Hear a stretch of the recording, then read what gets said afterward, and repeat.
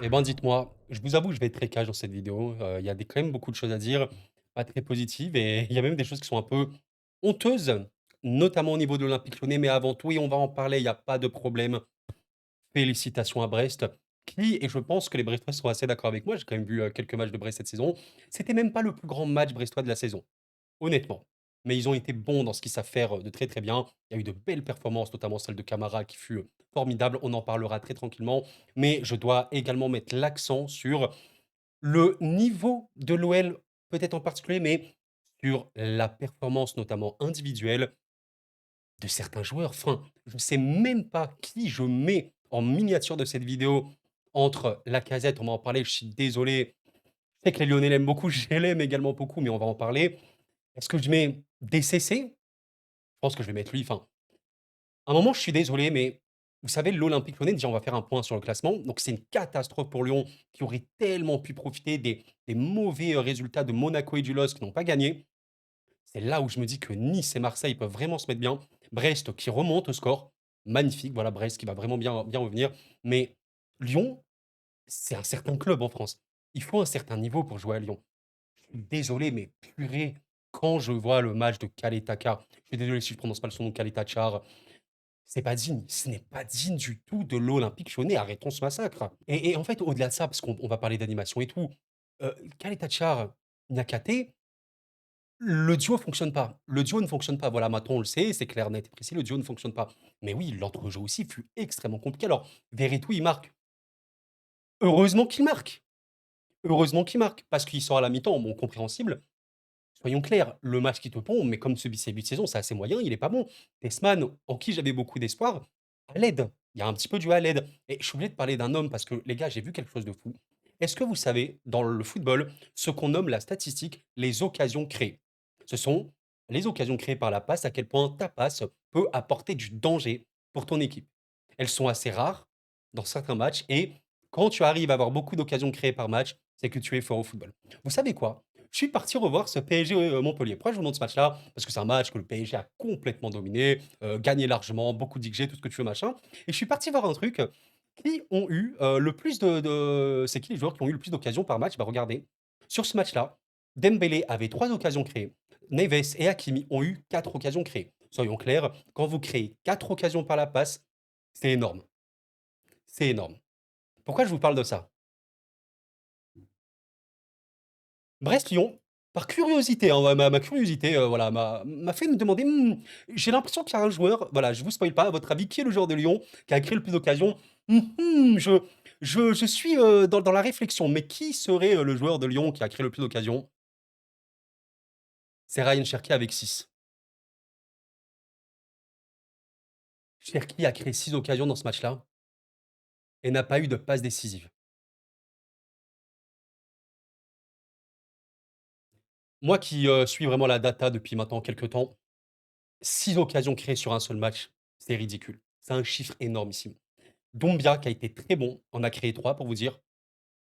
Il a quasiment 1 XA sur le match Cherki. Enfin, c'est des chiffres qui n'ont pas de sens et c'est pour ça que je déteste la statistique pure passe décisive, parce que la passe D ne veut rien dire, parce qu'elle dépend de la finition de l'attaquant.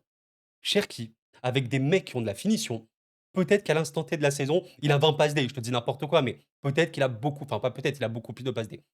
Le match que te fait Cherki, avec, c'est raté, son déchet et tout habituel, mais on connaît, Ryan Cherki a réussi le plus de dribbles du match. Ryan Cherki a créé le plus d'occasions dans le match. Je suis dégoûté pour lui et pour Lyon et voilà, pour les supporters. On va parler d'un homme et c'est là où voilà, Pierre Sage, j'ai pas envie de lui tomber dessus ou quoi, parce que c'est un coach. Je suis vraiment pas là pour voilà, rabaisser, dénigrer le travail des coachs, c'est tellement compliqué, machin et tout ce que tu veux. Mais à un moment, voilà, je suis sincèrement désolé. Légende. Lacazette, tu es une légende de Lyon, tu es une légende de la Ligue 1. Respect, bravo. J'aurais voulu que tu viennes en équipe de France. Tu es un monstre, tu n'as rien à prouver. Tu as fait ta carrière, tu as été exceptionnel. Maintenant, soyons clairs, je vais pas dire l'OL perd ce match parce que Lacazette marque pas. Mais un petit peu quand même. Parce que oui, derrière, ça va pas. Mais Lyon est une équipe comme ça. Moi j'accepte ce que je dis à peu près dans toutes mes vidéos sur Lyon. Bon, Lyon, voilà, c'est une équipe qui est très offensive, qui a vraiment une faiblesse défensivement parlant, surtout sans Matic. Voilà, clairement son absence se pèse.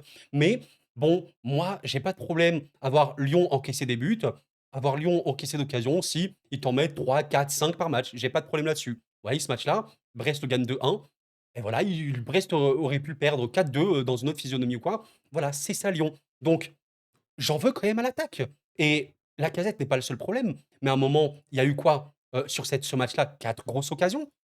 4 grosses occasions pour les Lyonnais. Lacazette en a raté la moitié, il me semble. Voilà, deux grosses occasions ratées pour Lacazette sur 2 et à un moment, je crois quand même que côté Lyon, il y a un joueur sur le banc. Mais pourquoi il est sur le banc? Mais c'est enfin, Mikotadze, là, il a joué un bout de match, il a joué, 15 minutes ou quoi. Je vais pas dire que Mikotadze à la place de Lacazette, il marquait, mais à un moment, bah, peut-être qu'il faut faire ce turnover-là et ouais, vraiment Cherki, à la fin de match comme ça, il doit devenir fou. Il doit devenir fou. Maintenant, voilà, Lacazette n'a pas été le seul problème. Fofana, malheureusement, alors il aura fait la passe, hein, clairement. Peut-être un peu timide, voilà, clairement, je sens qu'il peut vraiment, vraiment mieux faire. Même si je trouve que le jeu lyonnais penche naturellement, côté, droit, plutôt que côté, gauche, il faut aussi le dire. Voilà, il faut être honnête, il y a aussi des rentrants. Noama, trop neutre, c'est tellement dommage. En fait, je sais pas si c'est un problème mental, d'envie ou de motivation ou quoi, mais la sensation que j'ai avec ce Lyon-là, sur sur ce match-là en tout cas et même voilà le dernier contre Montpellier, mais surtout sur ce match-là, parce que Cherki n'avait pas joué, il y a un peu Cherki et le reste. Cherki est un peu seul au monde.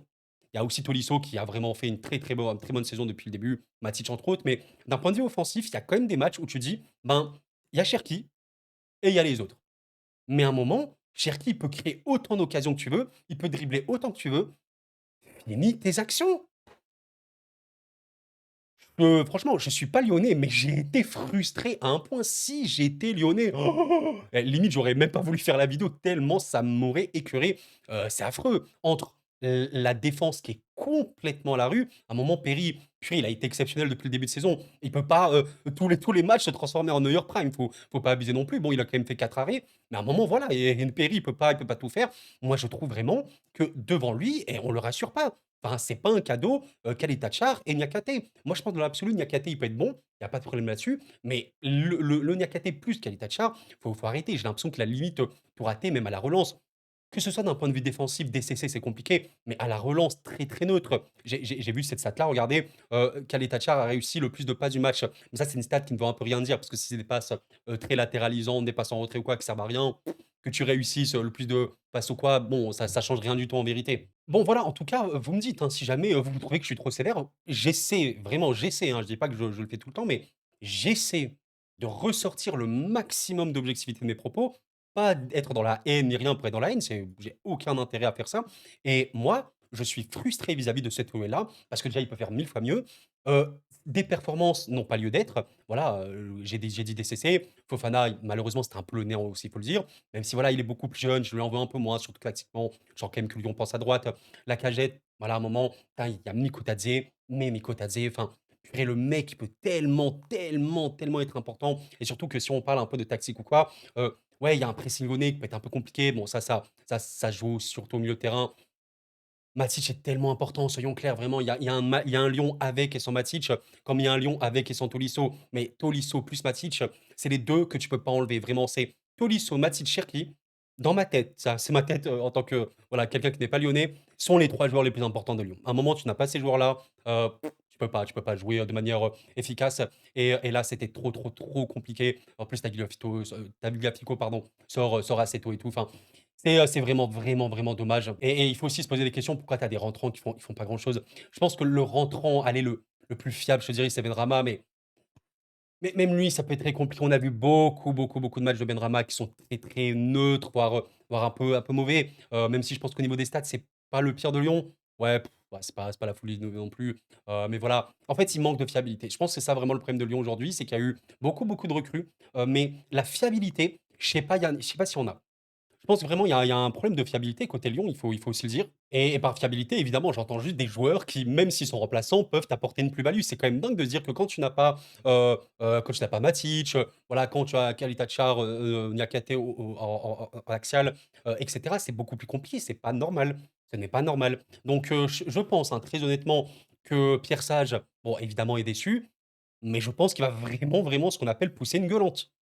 mais une vraie bonne gueulante. Alors je sais pas trop, voilà, je vais pas vendre du rêve ou quoi aux Lyonnais, mais je m'attends à une sale réaction, bon, lors du prochain match de Coupe de France évidemment, mais contre Toulouse. Attention, parce que Toulouse est très, très bon, j'insiste là-dessus, c'est une équipe extrêmement sous-cotée, peut-être la plus sous-cotée de Ligue 1. Attention, attention parce qu'il faut pas, gâcher ce que tu as fait très bien. Tu as été tellement pertinent, tellement bon, tu bien, bien remonté la pente. Moi, j'ai trouvé ça super satisfaisant avec un Cherki qui évidemment volait, mais qui, malgré, le déchet ou quoi qu'il peut avoir, sera toujours le joueur différent de numéro 1 de Lyon. Tu as 28 points. Alors Nice, on verra bien, peut vraiment te passer devant et tout. Faut pas gâcher tout ça. Ouais, forcément, voilà, très, ouais, un peu dans le regret, hein, concernant Lyon, ils peuvent faire tellement, tellement mieux, il faut aussi le dire. J'ai pas non plus envie, vous savez, de vendre la peur, ou vendre, comment on peut dire? Attention, voilà, faire peur aux gens. Même si je dis aux Lyonnais: «Bon, ne soyez pas non plus trop inquiets», mais il faut aussi noter quelque chose. Regardez, je vais prendre des joueurs individuellement parlant. Aujourd'hui, tu prends Verretou, tu prends Tessman, tu prends DCC, par exemple, voilà, on va dire eux. Tu prends Noama, même tu prends, allez, Benrahma, potentiellement ça fait 5. Bon, Abner, voilà, je vais pas trop lui en vouloir, on va dire il dépanne. Mais pour moi, tu as à minima 5-6 joueurs lyonnais et c'est quand même beaucoup, où tu dis, big point d'interrogation concernant leur fiabilité, que ce soit en tant que titulaire ou remplaçant. Donc c'est-à-dire, en fait, ils t'apportent rien, voire même pire, parfois ils te handicapent. Et au-delà de ça, 5-6 joueurs lyonnais, est-ce qu'ils méritent d'être dans l'effectif lyonnais? Techniquement, on dirait, ben, joueur de rotation, OK. Mais moi, je trouve pas que la tactique de Pierre Sage est mauvaise, honnêtement. Enfin, c'est un jeu de combinaison qui essaie vraiment d'aller dans la transition et tout, chercher les espaces, prendre la profondeur. Enfin, il y a du mouvement. Moi, j'ai vu des matchs de Lyon cette saison qui ont très, très bons, mais des performances qui peuvent être beaucoup moins bonnes de certains joueurs individuellement parlant. Donc, ouais, il y a un problème et vivement que Matic revienne, hein, clairement pour eux, mais bon, Tolisso, Cherki sont trop, trop seuls. Enfin, il faut arrêter ça, surtout Cherki offensivement. Et ouais, même Lacazette, pour conclure un peu sur lui, moi, je pense que j'aime pas dire ce genre de mots, il a fait son temps. Pour moi, Lacazette peut toujours performer, il y a pas de problème, mais factuellement, il rate trop, trop, trop, trop, trop. Mine de rien, il a quand même marqué, hein, cette saison. Ouais, bon, 5 buts en Ligue 1, c'est pour un Lacazette, on a connu vraiment mieux, mais ce que je veux dire par là, c'est que un Lacazette en forme qui a pas autant de déchets, bon, ça va beaucoup mieux pour Lyon. Lyon n'est pas 5-6e de Ligue 1, ils sont vraiment plus hauts. Voilà, à un moment, tu peux avoir un magicien comme Cherki. Si, ça suit pas dans la finition, c'est beaucoup plus compliqué. Bref, avant de conclure sur Lyon, je vais quand même parler de Brest. Je suis désolé, si je parle un peu moins de Brest, c'est forcément une équipe que je connais un peu moins, même si on la suit pas mal. J'en parle régulièrement, ne vous inquiétez pas, même en Ligue des Champions. Donc Brest a fait un vrai bon match. Comme je l'ai dit en intro, j'ai pas trouvé que c'était le match du siècle non plus pour Brest. On sait que ça peut être une équipe qui peut concéder des occasions également, il faut aussi le dire, mais très, très bon. Franchement, là, dans la transmission, parce que c'était une équipe qui a joué, un peu en contre, hein, ce match-là. Il y avait quoi? Ouais, environ 30 de possession. Ça a essayé de contrer, ça a essayé de partir en transition après les récupérations. Très, très, très, très bon match. Mady Camara, magnifique. Franchement, un des joueurs les plus cotés de Ligue 1. En vrai de vrai, très bon, vivace, technique, intelligent, qui marque et décisif. En vrai de vrai, c'est, pas loin d'être le joueur brestois le plus décisif cette saison, je sais pas. Vous me direz, il y en a d'autres qui ont été, pertinents. J'ai trouvé également Doumbia magnifique, hein, assez compliqué. Alors il a quand même raté, quelques passes, mais on l'a vu tout à l'heure, 3 occasions créées, super cool et je voulais rendre hommage à Ajorc, mon joueur, brestois à suivre, du tout début de saison, si vous vous souvenez, si vous étiez là. Pourquoi? Parce qu'Ajorc peut être un peu cette clé au niveau du pivot et cetera. Alors c'est un joueur qui, techniquement, peut être un peu compliqué, peut avoir beaucoup de déchets ou quoi, mais pour faire le pivot, pour jouer en remise, même le jeu court ou quoi et pour terminer, ça peut être très bon. Il est notamment, vraiment bon dans le duel aérien. Cool, franchement, il marque, il pourrait marquer beaucoup plus, hein. Il a marqué quoi? 5 buts cette saison. En vrai, je pense qu'il pourrait marquer plus, franchement, hein. Il est important. Je pense qu'Éric Roy, quand il fait, son 11, a genre qui rentre vraiment rapidement dans sa tête en tant que titulaire. Mais globalement, j'ai trouvé un match, OK des Brestois. Alors, il y a quand même eu, Fernandez, il m'a fait vraiment très peur. Honnêtement, alors ça, j'en ai pas trop parlé vis-à-vis, potentiel, but, hors jeu, refusé injustement pour Brest. Je pense que la caméra peut être un peu compliquée. Je vais essayer de vous retrouver l'image, si jamais je la trouve. Bon, j'ai réussi à vous la trouver, mais dans une qualité un peu choquante.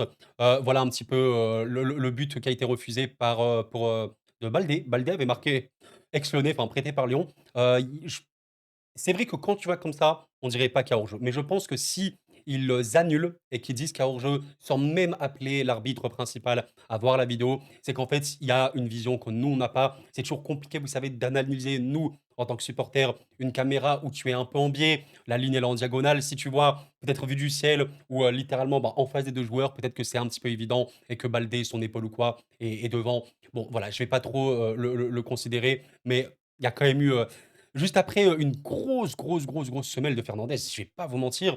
Ah, dans ma tête, c'était quand même bien rouge. C'est pour ça qu'on parle sur de l'arbitrage.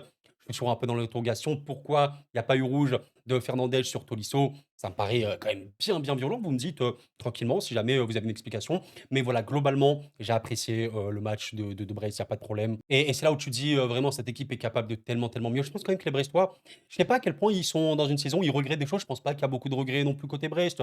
Bon, mine de rien, voilà, là on en parle. 22 points, je pense que beaucoup, beaucoup de Brestois auraient signé pour ça en début de saison. Ouais, tu actuellement environ dans le milieu de tableau. Tu es qualifié pour la suite de la Ligue des Champions. Ça, c'est un truc, j'ai trop, trop hâte de reparler de Brest en Ligue des Champions, si vous saviez. Et voilà, c'est franchement, c'est cool. Moi, peut-être le regret, vraiment d'un point de vue très extérieur et peut-être un peu critique côté Brest, ce serait de me dire que Brest est toujours capable de faire beaucoup mieux. Voilà, il y a eu une grosse, grosse série de défaites, ils sont même perdus contre Montpellier et tout, mais ils sont capables de matchs, voilà, comme contre Brest, contre Nantes, pardon, où tu arrives vraiment à être très pertinent en transition et cetera, où tu as de la technique, hein, c'est une équipe qui est, pardon, technique, joueuse et tout.